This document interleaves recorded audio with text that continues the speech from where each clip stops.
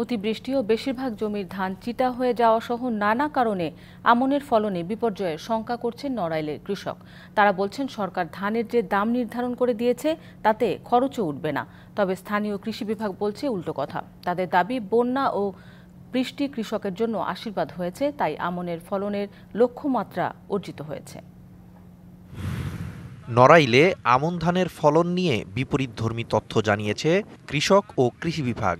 প্রতিকূল আবহাওয়ার কারণে যেখানে আমনের ফলন বিপর্যয়ের শঙ্কায় কৃষক, সেখানে স্থানীয় কৃষি বিভাগ বলছে ফলন ভালো হয়েছে।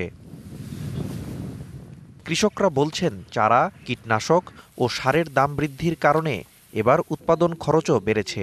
ধানের দাম কম নির্ধারণ করায় খরচই উঠবে না।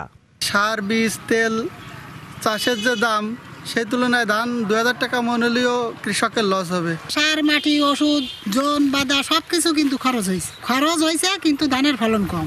Double million offer Walton fridge কিনে পেতে পারেন 20 লক্ষ টাকা, রয়েছে কোটি কোটি টাকার নিশ্চিত উপহার। অসময়ের বন্যায় ফলন কম হওয়ার পাশাপাশি বেশিরভাগ ধানই চিটা হয়ে গেছে।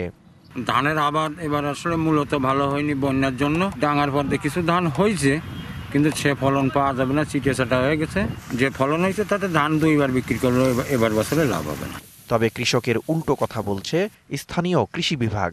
কৃষি সম্প্রসারণ অফিসার আমরা জেলা পর্যায় থেকে কৃষকদের পাশে সবসময়, এবং এই যে সরকারি যে প্রণোদনা পুনর্বাসন যে কর্মসূচি, সেখান থেকে বীজ, সার, কৃষি উপকরণগুলো এগুলো আমরা কৃষকদেরকে বিতরণ করছি।